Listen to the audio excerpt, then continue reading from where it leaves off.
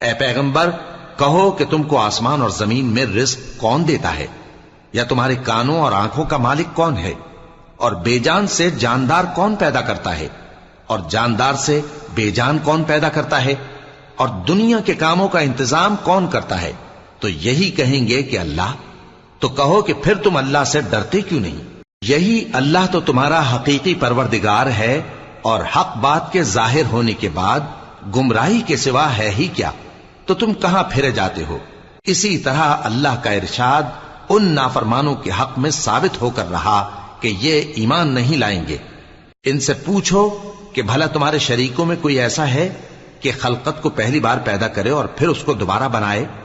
کہہ دو کہ اللہ ہی پہلی بار پیدا کرتا ہے، پھر وہی اس کو دوبارہ پیدا کرے گا، تو تم کہاں الٹے جا رہے ہو؟